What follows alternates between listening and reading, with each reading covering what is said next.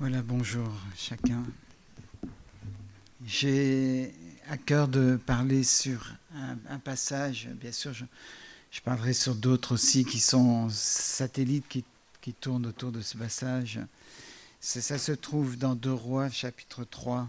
C'est un récit qui est un peu long à lire, donc je vais vous demander plutôt de le lire chez vous, c'est préférable. Mais il s'agit donc du roi de Moab qui se révolte contre le roi d'Israël.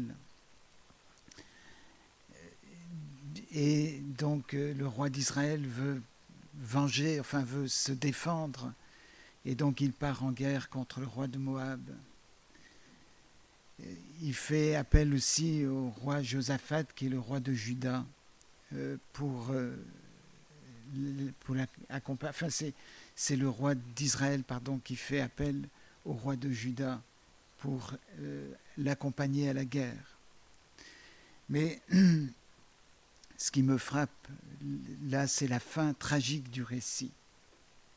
Et c'est sur ça que je veux parler aujourd'hui.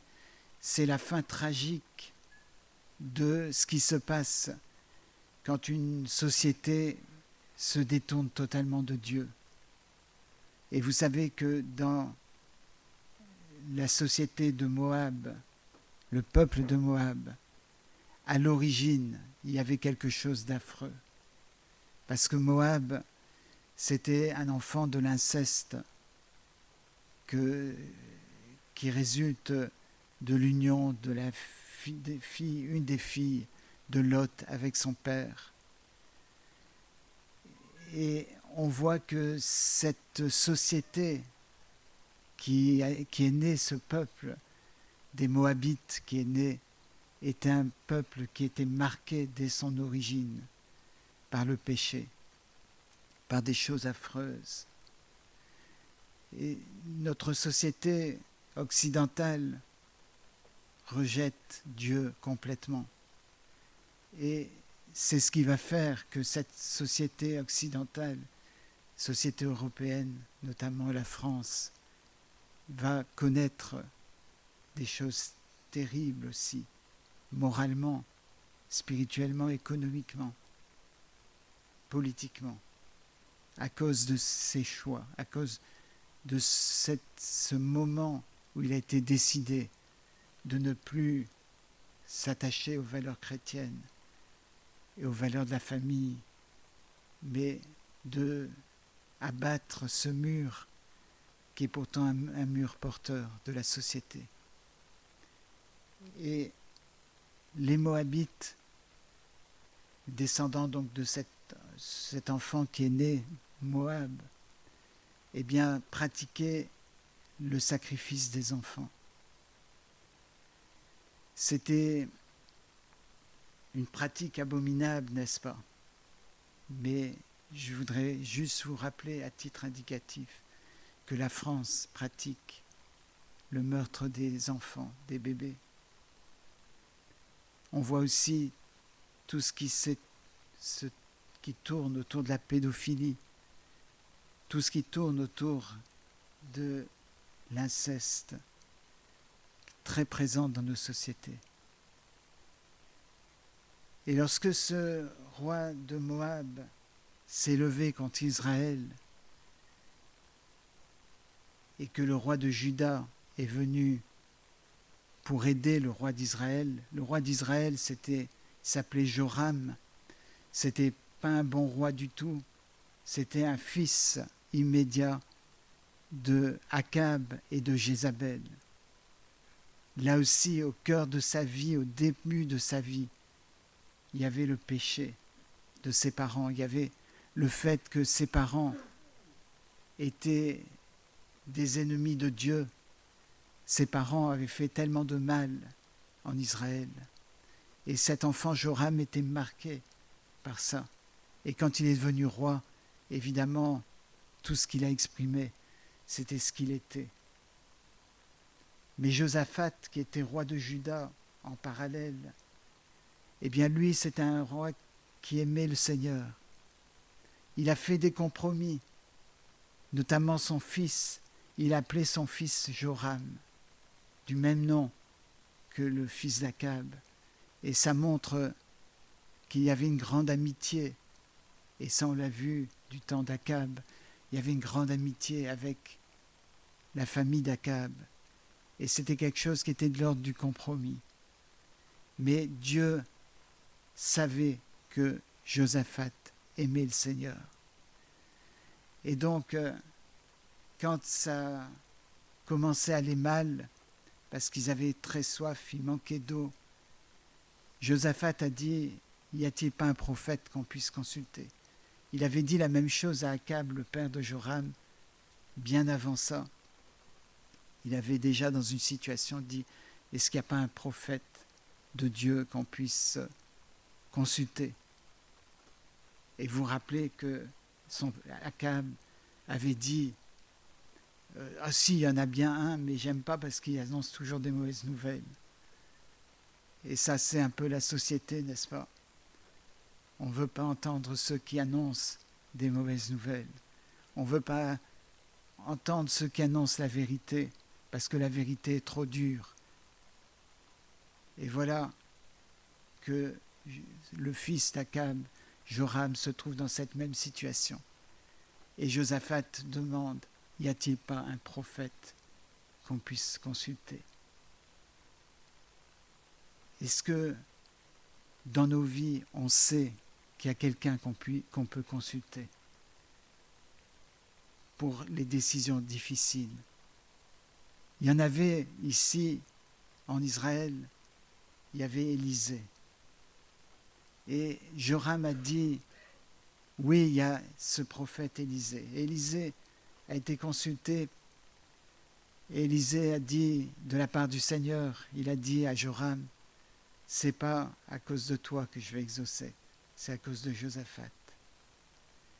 Et il a prédit comment les choses allaient se dérouler. Et il a dit qu'Israël serait sauvé.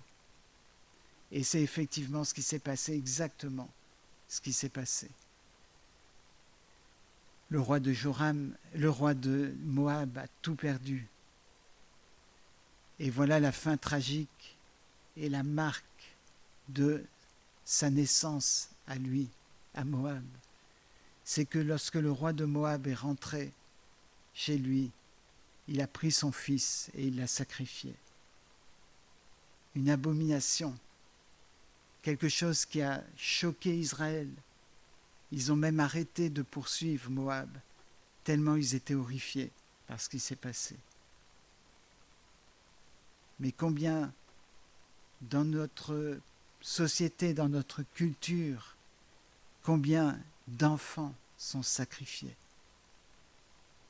Combien d'enfants sont sacrifiés par leur père, par leur mère, parce qu'il y a un rejet de Dieu, parce qu'il y a un rejet de la vie selon Dieu.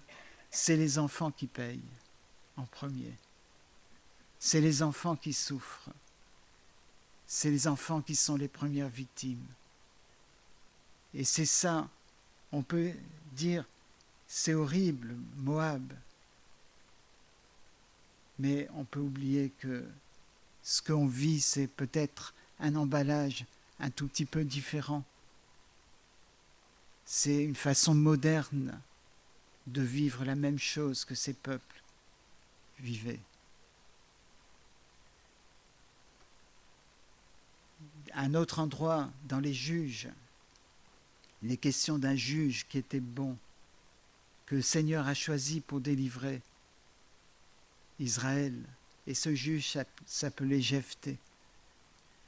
Et Jephthé, il a été choisi par Dieu pour sauver Israël. Mais son origine à lui, c'était une origine triste et difficile. Sa naissance résultait du péché de son père.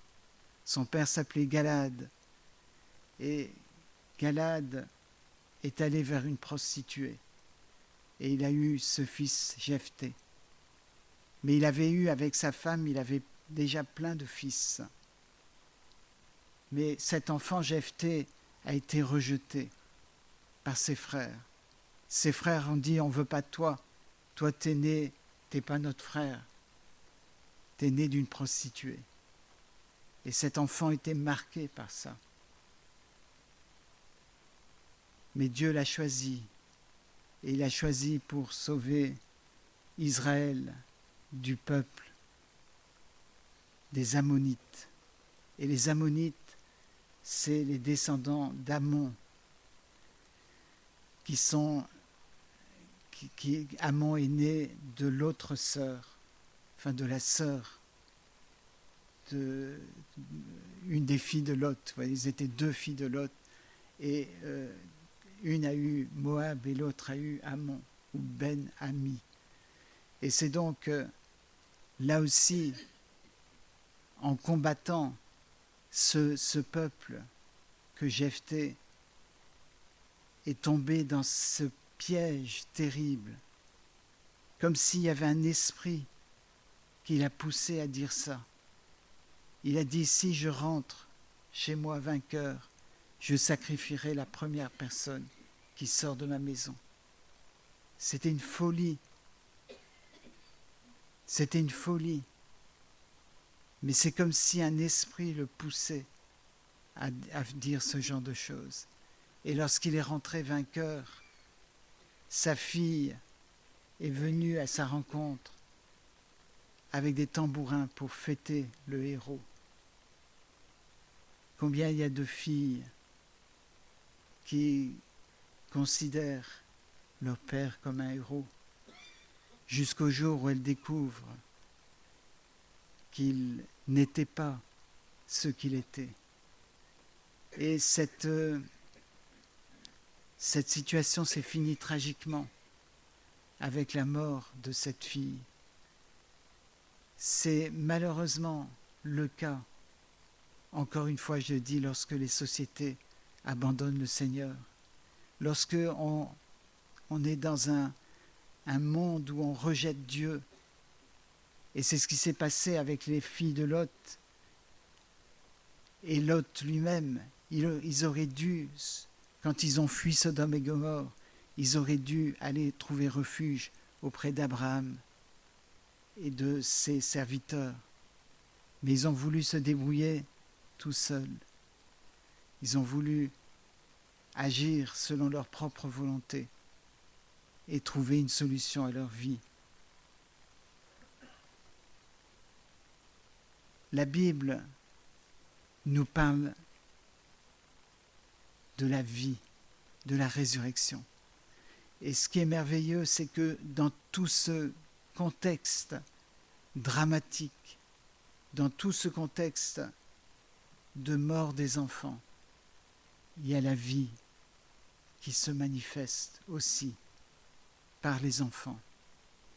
Et lorsque dans le 2 Rois, chapitre 3, quand vous avez lu ça, si vous lisez un tout petit peu plus loin, vous allez avoir plusieurs récits qui nous encouragent, parce que c'est justement Dieu qui utilise des enfants pour la vie, pour donner la vie. Un de ces récits bien connus que vous trouverez un peu plus loin, c'est le récit de la petite servante qui a été prise par le général de l'armée de Syrie, qui a pris d'Israël une petite fille comme esclave. Et cette petite fille, elle aurait pu se plaindre, gémir, pleurer, en disant « j'ai été enlevée de mon peuple, j'ai été enlevée de ma famille ». Mais son cœur n'était pas là, n'était pas à ce niveau-là. Son cœur était attaché au Seigneur parce qu'elle savait que son Dieu était le vrai Dieu, le Dieu d'Israël était le vrai Dieu.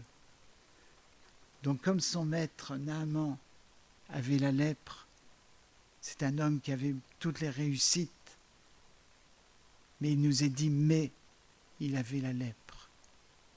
Eh bien cette petite fille, de là où elle était, esclave, insignifiante, dans un pays étranger, arrachée de sa famille et de ses parents, elle va décider de donner témoignage. Elle a dit à la femme de Naaman, si seulement mon maître pouvait rencontrer le prophète Élisée, il serait guéri. Elle avait un témoignage à donner. Et le Seigneur a souvent utilisé les enfants comme un témoignage, comme des témoins, pour que les adultes prennent conscience qu'il y a un Dieu en Israël, que Dieu est celui qui répond, que Dieu est celui qui agit. Et peut-être vous ressentez plus dans l'enfant victime, dans l'enfant dont l'enfance a été massacrée, dont l'enfance a été foulée aux pieds. Peut-être c'est ce que vous ressentez. Mais le Seigneur veut vous utiliser. Il veut changer ce drame pour vous rendre des porte-paroles de l'Évangile, de la bonne nouvelle. L'Évangile, ça veut dire la bonne nouvelle. Il veut vous utiliser comme il a utilisé cette petite servante. Elle a pu témoigner de ce qu'elle avait vu. Elle a pu témoigner de ce qu'elle avait entendu.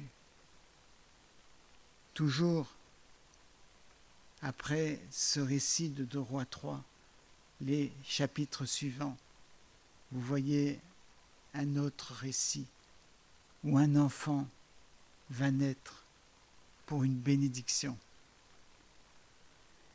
Élisée a été accueilli chez un homme et une femme qui avaient préparé une chambre pour lui à chaque fois qu'il était, pour lui et son serviteur, à chaque fois qu'il était de passage. Et Élisée a dit à son serviteur, j'ai remarqué que ce couple n'a pas d'enfant et ils auraient besoin d'un enfant. Donc il a prophétisé que ce couple aurait un enfant dans 1 an. Et c'était une grande bénédiction pour cette famille. Ils ont eu, en effet, cet enfant qui est né.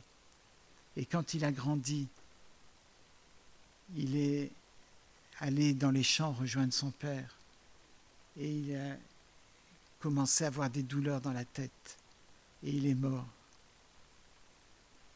On peut penser, voilà encore une histoire d'un enfant qui souffre. Un enfant qui peut-être a été exposé à quelque chose d'imprudent, parce que c'était le soleil qui a tapé sur sa tête. Mais en tout cas, il est mort. Et cette femme, sa maman, est allée à la recherche d'Élisée. Et Élisée a dit, le Seigneur me cache quelque chose. C'est un prophète qui avait la révélation de Dieu dans tous les domaines de sa vie. Quand son serviteur Géasi est allé en cachette, essayer de récupérer l'argent et des choses, des biens que Élisée avait refusés.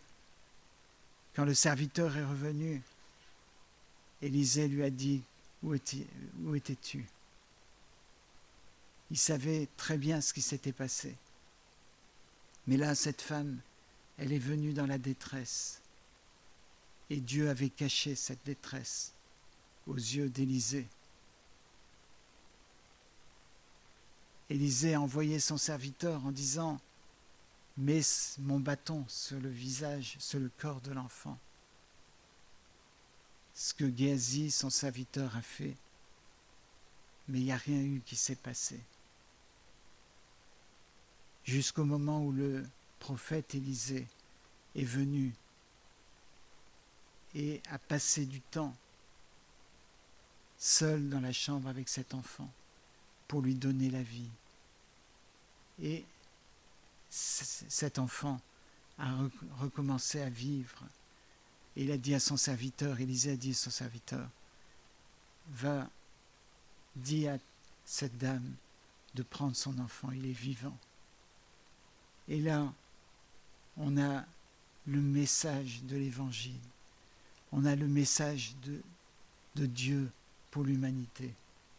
C'est que ce qui est mort, ce qui est pourri, ce qui est perdu, peut retrouver la vie. Vous pouvez, j'ai dit combien cette maman, elle était dans le désespoir et Dieu avait caché son désespoir. Et peut-être vous avez un désespoir profond pour vos enfants, pour quelqu'un de proche dans votre cœur. Et le Seigneur nous a caché cette détresse. Mais vous pouvez demander au Seigneur, vous pouvez vous approcher du Seigneur ce matin et dire, Seigneur, moi j'ai connu la mort, j'ai connu des choses horribles, mais je viens à toi ce matin pour que tu me donnes la vie, pour que ce que je puisse connaître, c'est la résurrection. Jésus-Christ a dit, je suis la résurrection et la vie. Et c'est Jésus qui est celui qui donne la vie là où il y avait la mort. C'est celui qui guérit, qui délivre, qui purifie tout ce que les enfants ont pu connaître, tout ce que la société a fait pour détruire ce qui était bon. Moab, Ammon, c'était deux peuples nés de l'inceste et qui étaient ennemis de Dieu, ennemis d'Israël. Mais Dieu s'est souvenu de Moab lorsque une jeune fille, là encore, une enfant de Moab, s'est attachée à Naomi, Naomi, qui était réfugiée en Moab à cause de la famine à Bethléem.